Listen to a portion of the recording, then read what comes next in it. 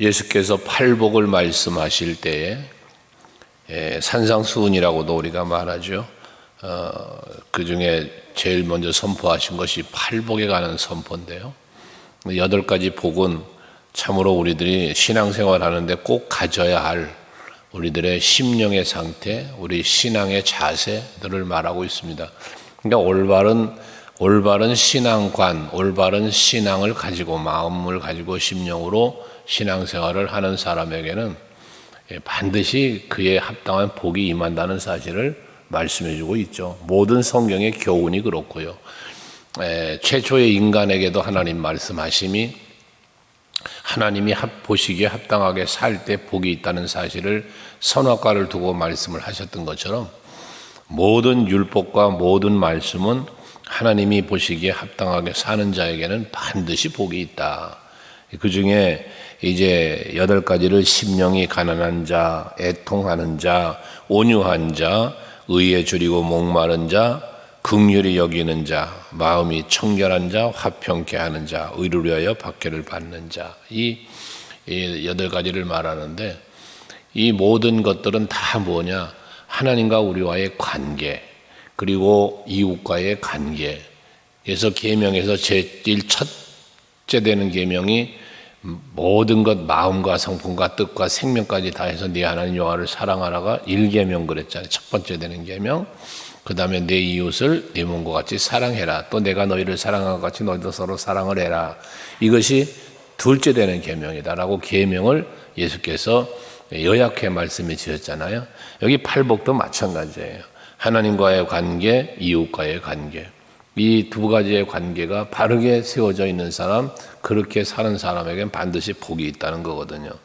특별히 심령이 가난하다고 말하는 것은 영적인, 지금 내가 영적으로 빈곤에 있음을 발견하는 사람이에요. 그러니까 내가 지금 영적으로 약하고 부족한 상태에 있다는 사실을 발견하고, 그러니 어떻게 하겠어요? 하나님께 은혜를 구하겠죠. 이런 사람이 복이 있다는 거예요. 영적으로 겸손한 자라고도 말할 수 있어요. 이 심령이 가난하다는 건 그거예요. 영적으로 내가 부족하고 갈급함을 가지고 하나님을 찾는 사람을 말하니까요. 그래서 영적으로 겸손한 사람, 늘 심령으로 갈급함을 가지고 있는 사람을 일컫는데 천국이 바로 그런 사람들의 것이라는 거예요. 예수께서는 뒤에 나오시겠지만 침노하는 자의 것이다 그래서 천국은. 그만큼 사모하고 천국을 내 것으로 만들려고 하는 사람이 천국을 이르른다는 거잖아요. 그런 의미에서 심령이 가난한 사람이 바로 천국을 차지하게 된다는 거죠. 애통하는 자를 말하는데 위로를 받는다고 했습니다. 우리에게는 신앙생활하면서 눈물이 있어야 된다는 말씀을 여러 번 드립니다. 하나님 앞에 흘리는 첫째 회개의 눈물이 있어야 할 것이고, 또 감사의 눈물도 있어야 할 것이고, 간절히 부르짖고 기도하는 그 소망의 기도의 눈물도 있어야 할 것입니다.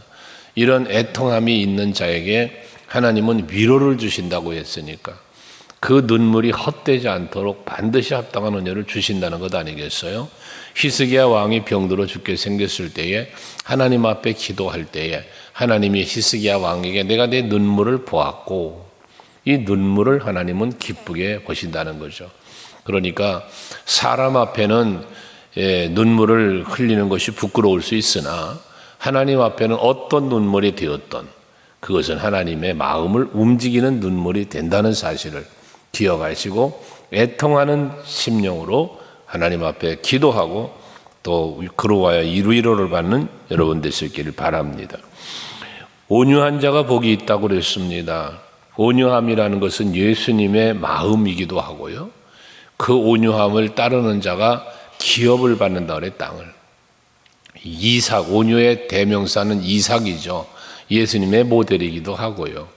이삭도 온유함으로 그 우물을 놓고 다툼이 벌어졌을 때 다 양보하고 또 떠나고, 그럼 또 물을 나오게 하나님 주시고 그랬었잖아요. 그러니까 이것처럼 온유한 자는 양보하는 마음이기도 한데, 이 온유함이라고 하는 것은 자기 자신의 어떤 의를 의지하지 않고 또 자기 자신의 의를 나타내지 않고 또는 남들에게 어떤 악으로 악을 갚지 않고 사는 사람을 일컬어 말할 수 있다고 말하는데, 결국 온유할 수 있는 이유가 있는 거예요. 왜 온유할 수 있냐면 하나님께 맡기는 거예요. 다윗 같은 경우도 그렇잖아요. 사울 왕이 자기를 죽이려고 하는데도 그를 죽일 수 있는 기회가 2번이나 있었음에도 죽이지 않고 참잖아요. 이게 온유함이에요. 근데 그걸 왜 온유할 수 있었어요? 하나님께 맡기잖아요. 그게 원수 갚는 일을 내가 원수 갚지 말라는 거예요. 원수 갚는 일 하나님이 해 주신다는 거죠. 이게 온유할 수 있는 원인이 되는 거예요.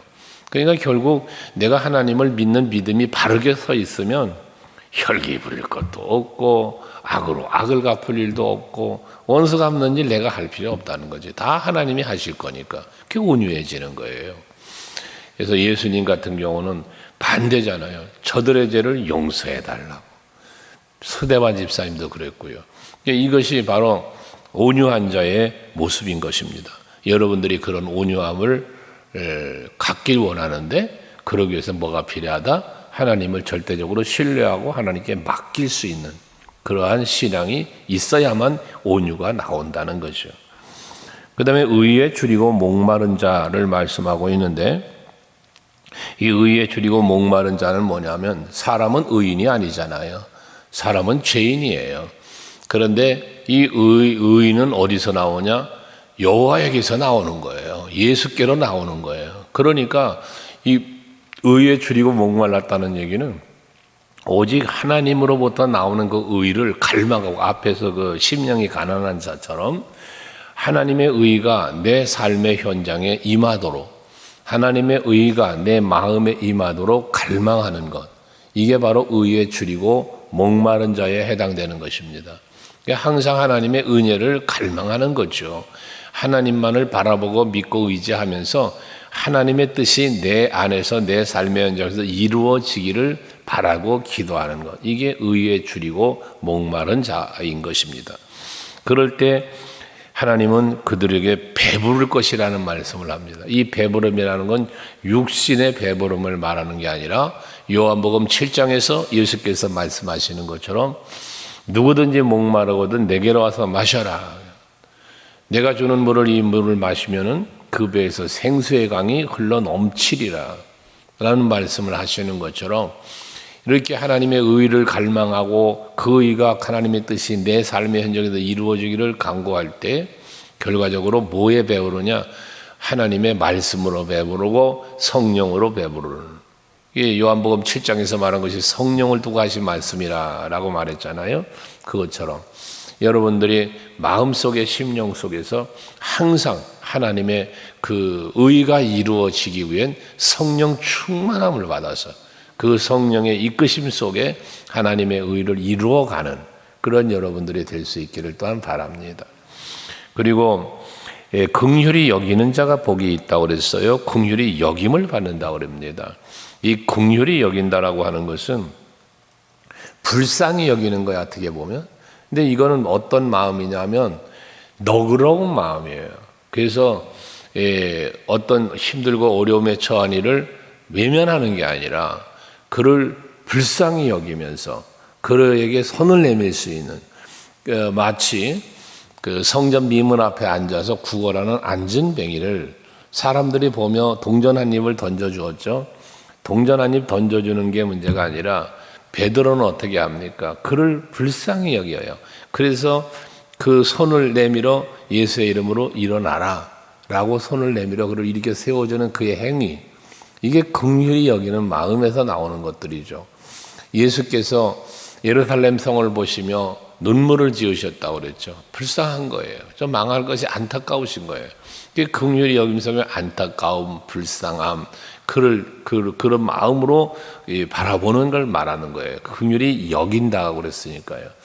여러분, 우리에게 이 긍휼히 여길 수 있는 마음이 있을 때 긍휼히 여김을 받는다고 했으니까 하나님 앞에 긍휼히 여김을 우린 날마다 구하여야 된다 그랬잖아요. 하나님이여 나를 긍휼히 여겨 주옵소서. 이 기도는 늘 해야 된다 그랬잖아요. 하나님의 긍휼이 있어야 우리가 살아요. 하나님의 긍휼이 있어야 우리는 은혜 속에 거하는 거거든요. 그러니까 내가 바로 긍휼히 여길 수 있는 삶을 사는 자가 되어질 때 긍휼히 여김을 받는다고 했으니, 여러분들이 항상 사시면서 교회에서뿐만 아니라 여러분 이웃들에게도 살아가는 삶의 현장 어디든지 긍휼히 여길 수 있는 그런 마음을 갖길 바랍니다. 어느 교회에 청년부를 지도하는 전도사님이, 부교육자 전도사님이 한 어느 주일날 그런 일을 했다고 그래요.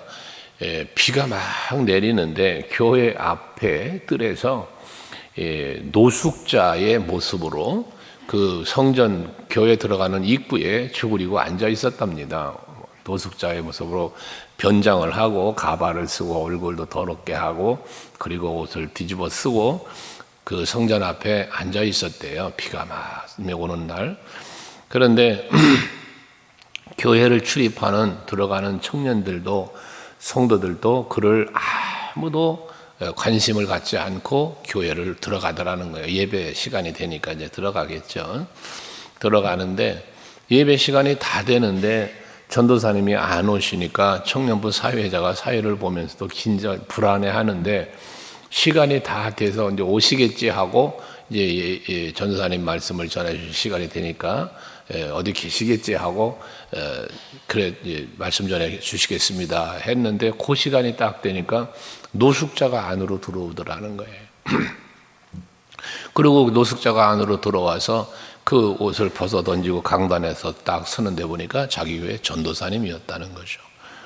그러면서 사랑에 대한 설교를 했다는 거예요. 그때 온 청년들이 눈물을 흘리고 자신들의 모습을 보게 되었다는 그런 일화가 있습니다. 여러분, 그렇죠. 우리는 사랑을 말하면서도 실제 사랑을 실천하는 데 있어서는 인색하다. 한번 전 그 얘기를 들으면서 우리 교회 앞에 노숙자가 만약에 있었다면 성도들은 어땠을까 하는 생각도 한번 해보았습니다.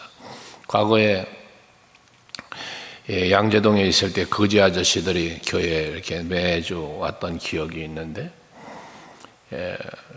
참 쉽지 않은 일이죠. 냄새가 난다고 싫어했던 분들도 계셨고 그랬는데 쉽지 않은 일입니다. 노숙자가 있다, 더러운 사람이 있다. 교회도 마찬가지일 거예요.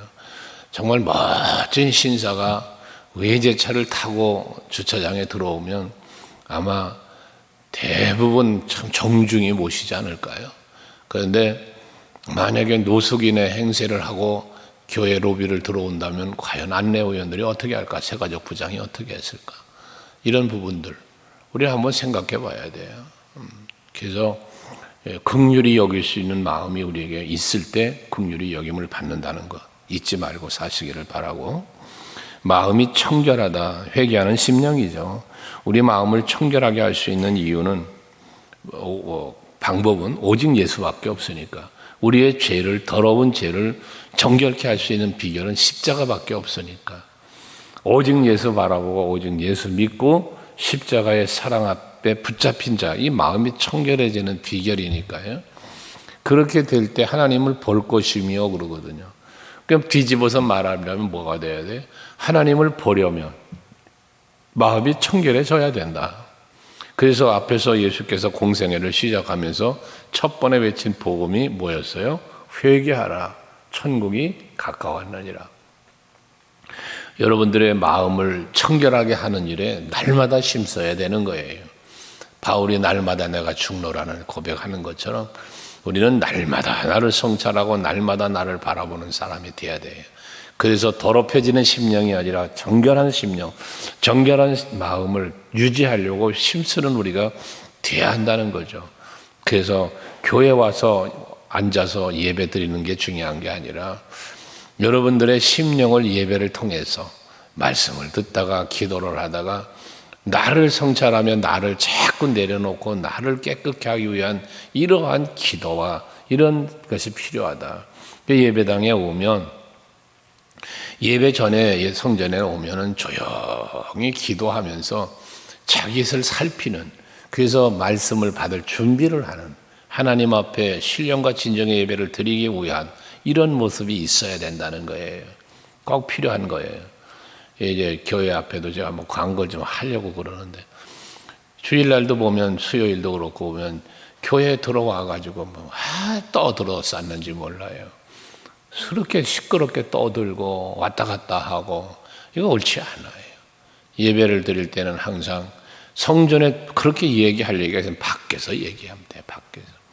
성전 안에 들어오면 조용히 기도하면서 자기를 살피면서 찬양 인도자가 찬양을 인도하면 찬양을 따라 같이 찬양하면 될 일이고, 그전에는 그저 조용한 마음으로 자기 마음을 정결케 하는 이런 시간을 갖도록 힘쓰는 것이 매우 중요하다는 거예요. 그래야 하나님을 볼 수 있으니까 예배가 은혜가 되는 거죠. 또 화평케 하는 자가 복이 있는데 하나님의 아들이라 일컬음을 받는다. 예수께서 바로 무슨 일을 했어요? 화평케 하는 일을 했죠. 하나님과의 관계를 화평케, 인간관계를 화평하게. 그것 때문에 십자가를 지신 거니까. 여러분들도 항상 화평케 하는 일을 해야 돼요. 우리가 이거를 하지 못해요. 온유함도 마찬가지고요. 이 화평케 하는 일을 하지 못하는 경우가 많아요. 교회 안에서 예배할 땐 다 거룩한 사람이지. 다 천사와 같이. 그런데 어떤 상황에 부딪히면 그 천사가 마귀로 변해버려요. 특히 저 주차장에 나가면 그런 일이 벌어지고, 저 주방에 들어가면 그런다지 않습니까? 그 조그마한 거. 사실 주차 같은 경우도 조금만 기다리면 되는데, 그 조금을 기다리지 못해서 혈기를 부리고 이러는 것들 참 옳지 않지요. 여러분, 우리가 매사에 화평을 도모해 가야 돼요. 근데 어떤 사람은 매사에 화평을 깨뜨리는 일을 해요.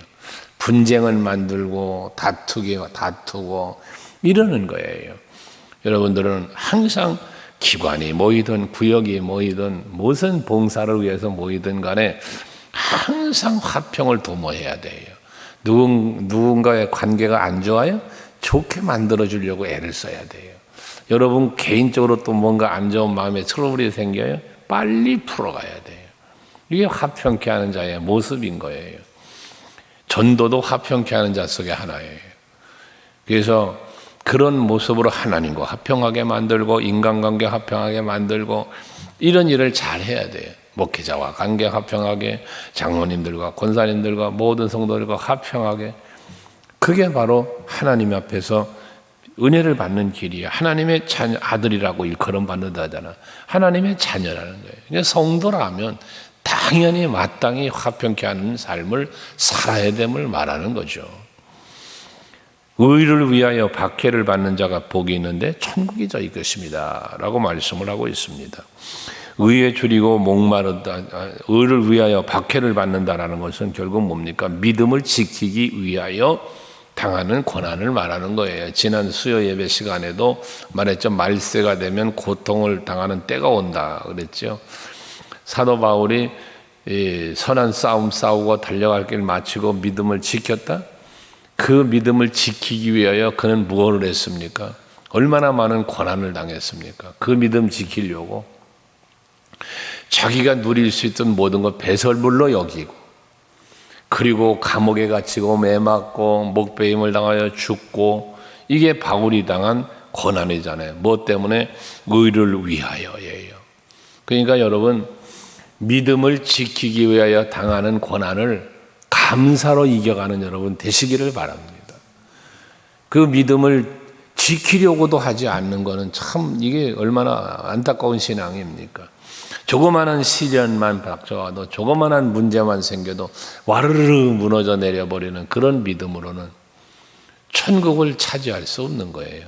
그 오죽하면 끝까지 견디는 자가 구원을 얻으리라 했습니까? 여러분, 인내하셔야 돼요. 끝까지 참아야 돼요. 그래야 의를 위하여 박해를 받는 것도, 이게 여기를 위를 위하여 박해를 받는 자가 복되다는데, 여기다 받는다는 건 뭐냐? 이겨내는 거예요. 견뎌내는 걸 말하는 거예요. 여러분들이 그런 믿음을 지키기 위하여 당하는 순환들을 잘 이겨낼 수 있기를 바랍니다. 특별히 11절에 그러잖아요. 나로 말미암아 너희를 욕하고 박해하고 거짓으로 너희를 거슬러 모든 악한 말을 할 때 너희에게 복이 있나니, 이게 의를 위하여 박해를 받는 모습을 말하는 거예요. 그러니까 의를 위하여 박해를 받는 것은 결국 뭐예요? 나로 말미암아 그러잖아요. 예수로 말미암아. 예수를 믿는 믿음으로 말미암아 예수 따라가려고 하는 것 때문에 예수님을 의지하는 삶을 살려고 하다가 당한 고난이다 말이에요. 박해를 받는 걸 말한단 말이에요. 그것이 천국이 저희 것인데 12절에 보면 기뻐하고 즐거워해라. 하늘에서 너희 상이 큼이라. 너희 전에 있던 선지자도 이같이 박해하였느니라 해서 결과적으로 의를 위하여 이 박해를 받고 이 믿음을 지킬 수 있는 이 박해를 중에도 믿음을 지킬 수 있는 이유가 무엇 때문입니까? 나를 위하여 예수 사랑하기 때문이고 예수 믿기 때문이고 또 하나는 뭐냐? 너희 상급이 크다. 하늘의 상급이 크다. 소망을 갖고 있을 때 이 모든 것들을 이겨내는 거예요. 스데반 집사님이 돌에 맞아 죽는 상황에서 얼굴이 천사 같았다. 저들의 죄를 용서해달라. 이렇게 할 수 있었던 이유가 뭡니까? 하늘문이 열리고 보좌 우편에 서 계신 예수를 바라보았기 때문에 그런 거예요. 그것처럼 여러분들도 오늘 여기 말씀하고 있는 모든 복들은 다 마찬가지. 앞에 말한 것처럼 내가 하나님을 믿기 때문에, 내가 하나님을 사랑하기 때문에, 내가 이웃을 사랑하기 때문에, 내가 그리스도의 몸된 교회를 사랑하기 때문에 나는 이렇게 살 수 있어야 된다는 사실을 늘 기억하고 항상 기억해야 될 것은 뒤에 나열된 것들이 아니라 앞에 있는 부분들, 내가 어떻게 살 때 어떤 복이 오는가라는 거예요. 뭐 이 복만 먼저 생각하지 말고 내가 여기 말한 심령이 가난하게 애통하고 온유하며 의에 줄이고 목마르고 긍휼히 여기고 마음이 정결하고 화평하게 하고 의를 위하여 박해를 받고 이 사실들을 지키며 살려고 힘쓰면 뒤에 있는 복은 자연히 따라오는 복이니까 오늘도 이 8가지에 해당되는 아름다운 신앙으로 여러분들이 하루를 사셔서 여기 약속된 모든 복이 여러분의 누림의 복이 되시기를 주 이름으로 축복합니다. 기도하겠습니다.